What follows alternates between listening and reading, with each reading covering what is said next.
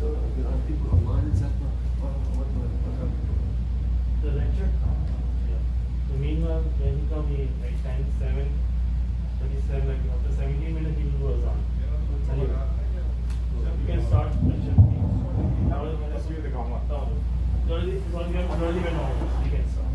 We already went almost.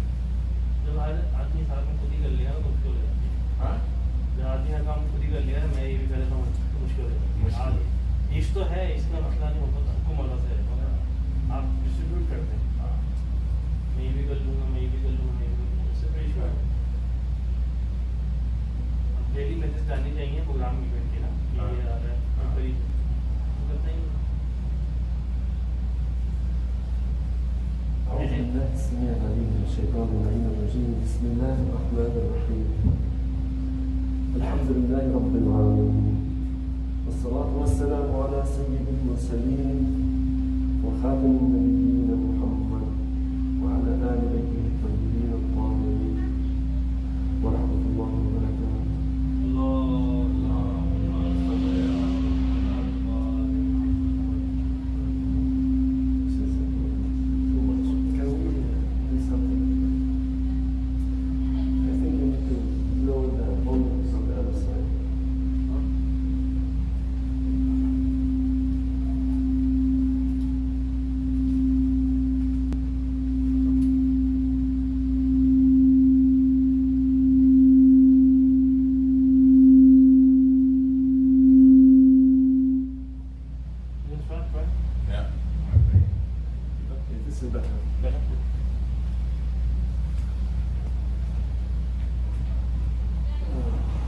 Last time we said that every ayah in the Quran is a complete sign and complete proof of Allah subhanahu wa ta'ala, and it has in it the essence of the message that a human being should carry in his life. And today I will take another ayah that is very short ayah, very short ayah, and it is one word, ayah. Bismillah ar-Rahman ar-Rahim. Ar-Rahman علم القرآن خلق الإنسان علمه البيان. Ar-Rahman, the word Ar-Rahman by itself is an ayah. It is one of the names of Allah subhanahu wa ta'ala. But Allah is saying it is an ayah. It's a verse in the Quran. It is like full argument to prove that Allah is Allah subhanahu wa ta'ala. He is the creator. It is also capable of, if you understand what the meaning is, of proving that Rasulullah is Muhammad sallallahu alayhi wa sallam, he is the last prophet. It has in it also Imamia. It has in it Adl. It has in it Qiyamah, in this name, Ar-Rahman. So let's explore that. So we see how Allah subhanahu wa ta'ala is so critical in choosing the wordings of the Quran. So what does Ar-Rahman mean? It's one of the names of Allah subhanahu wa ta'ala. We repeat it tens of times a day. Every time you read surah from the Quran in your salat, you have to say Bismillah ar-Rahman ar-Rahim. and you do that at least 4 times in each prayer, and you pray 5 times, so this is at least 20 times you're going to say Rahman in the day. At least. If you don't mention Allah in other times, you're going to say the word Rahman 20 times at least as a Muslim a day. So what does it mean? Rahman is a word that has the root Rahm. Rahim is womb. Womb. The womb of a woman. The womb of a woman where the babies are carried, where the embryos are carried. What does it also mean? Rahim is the place of mercy. It's a position, it's a location in the woman's body where it is the most secure for the child to become a child, for the embryo. It is the most protective. It has all the needs. It's going to there. The child's going to get all the needs to grow and become human being.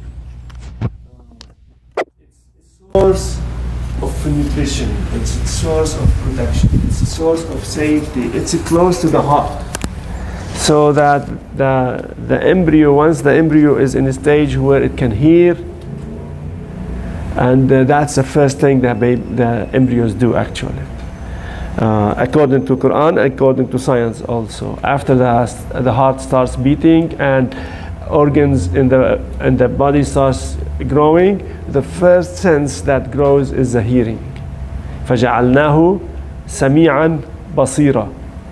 Allah subhanahu wa ta'ala take us through stages, through phases in the embryo, and then we become capable of hearing and capable of seeing. But we can hear before we can see, of course. And therefore it is a place of mercy. So the word Rahm is the origin or the root, but the word Rahmah is derived from it, and it means mercy. Rahman means ultimate merciful. The ultimate merciful, and because the alif and noon at the end, Rahman, that means that his mercy encompasses everything. It means his mercy is broad for everything. There is nothing that the mercy of Allah does not reach. Rahman, everything that Allah created has mercy, the mercy of Allah in it displayed. Rahim, on the other hand, means that his mercy is detailed to everything. There is a big difference. One is that his mercy is broadcasted to everything. The other one is saying his mercy is paying attention to details. There isn't any need that is not fulfilled. That's details. And there is no place that the mercy doesn't reach. That's Rahman. Rahim is when the Rahmah is focused on details. Okay, Rahim, that's Rahim. Rahman is when the Rahmah is general to everybody. To plants, to creatures that are not living, like biologically living, because according to Quran, everything has a life. Even the stones have life. Even sand have life. Atoms have life. Science now acknowledges that too, because everything has expiration date. Everything decays at the end of the day. After long time, things will decay. And so they have a lifetime. And so they call it in chemistry and physics, lifetime. How long an atom is gonna survive before it decays to something else. So Allah subhanahu wa ta'ala already acknowledged that in the Quran to us. He taught us that. وَإِن مِّن شَيْءٍ, and there is nothing. إِلَّا يُسَبِّحُ بِحَمْدِهِ, there is nothing that does not praise Allah. وَلَكِنْ لَا تَفْقَهُونَ تَسْبِيحَهُم, but you, not Rasulullah, not Imam Ali, general public, but you do not understand their tasbih. One of the ways atoms make tasbih, for example, is by them dying. Yes, when an atom dies and becomes something else, it is saying that I was made and I have a lifetime, and therefore I belong to somebody else. So the atom dying is an acknowledgement that it was made, and it has a beginning. If it didn't die, it means it would last forever. Then it doesn't need a beginning. But if it dies after a certain time, it means it didn't survive that long. It had to die. So it means, for example, if an atom died today, and we know its half-life, for example, is 5,000 years, then at most it is 10,000 years old, for example. So the fact that atoms die and become something else is an acknowledgement by nature that nature was made. Nature had a beginning. That's one of the tasbih. But at the time of Rasulullah, people didn't know that, didn't understand that. And if Rasulullah is going to tell them, look, things are made of atoms, it doesn't make sense. He didn't explore that for them. But Imam Ali later, he did that. Imam Ja'far Sadiq actually was, and Imam Muhammad al-Baqir before him, were the first people to decompose water into hydrogen and oxygen. They established in the University of Imam Ja'far Sadiq, the university became to be known the University of Imam Ja'far Sadiq. That was the first university in the world, established by Imam Muhammad al-Baqir and continued by Imam Ja'far Sadiq. Thousands of people graduated. Some of them became the top scientists of the world. And Imam Ja'far Sadiq taught, he devised the chemical process, the physical process, and devised the experimental tool to split water into hydrogen and oxygen. He also spoke about the 8 main ingredients, main atoms that constitute the DNA structure of everything. You can read about that by research was made in Switzerland about Imam Ja'far Sadiq that says he is the first person to actually bring out that. So that's what I'm saying. وَلَكِنْ لَا تَفْقَهُونَ تَسْبِيحَهُم, but you don't understand their praising God, their tasbih. That ayah is not talking about Ahlul Bayt alayhi salam. It's talking about people in general, but not Ahlul Bayt, not Nabi Muhammad. Nabi Muhammad knows that. Nabi Muhammad was, he was a translator of the Quran. How could he not know? He has to know everything in the Quran. So again, Ar-Rahman is one word, but it is a sign of Allah. And how? By what we have been saying, that the fact that His Rahmah is everywhere, and His Rahmah is shown to everything up to its level. But to us, because we have intelligence, when we see Rahmah in things, we recognize that Rahmah is not a material thing. Rahmah is a display of intelligence, is display of care, is a display of love. All of these are not matters. Love is not matter. Intelligence is not matter. Mercy is not matter, right? All of these things are, in comparison to material things, are virtual in a way. But these are virtues of Allah subhanahu wa ta'ala. These are attributes of Allah subhanahu wa ta'ala. So the word Rahman has full proof that nature was made. And nature was made, therefore it has a maker, and that is the one who loves, the one who cares, the one who knows, the one who is capable, the one who sets timing for everything in a very wise and meaningful way. صلوا على محمد وآل محمد. You have a few minutes? Okay. So let me move on to the second ayah. Ar-Rahman allama al-Quran. He taught the Quran before he created the man. Because he says, Ar-Rahman allama al-Quran khalaqa al-insan allamahu al-bayan. He taught the Quran to who?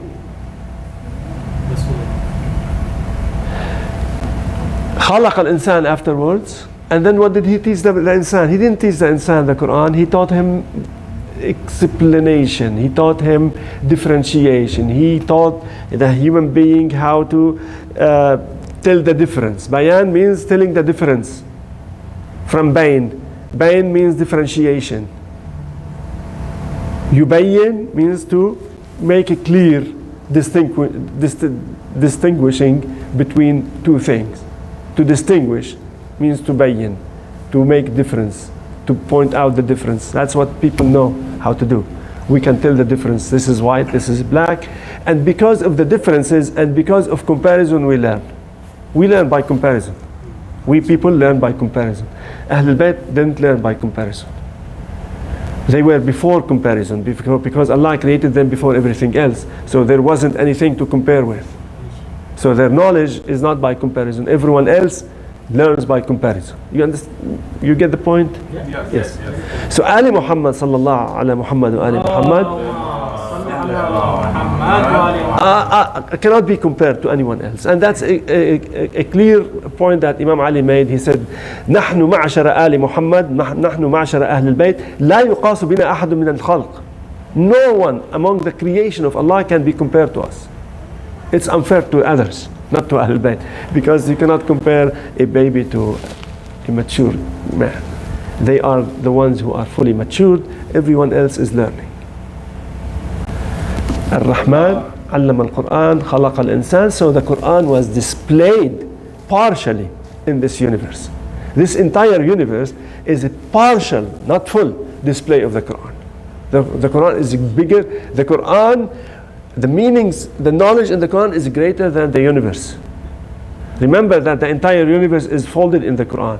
The Quran is folded in Fatiha. The Fatiha is folded in Bismillah ar-Rahman ar-Rahim. Bismillah ar-Rahman ar-Rahim is folded in the Ba. The Ba is folded in the dot. The dot is Imam Ali or Nabi Muhammad or Fatima. So we don't say this lightly. We don't think, we are not saying it just because we read it someplace. No, we can also have a proof for that. Imam Ali made it. It was one of the most famous statements that Imam Ali made, that scientists compare to Big Bang.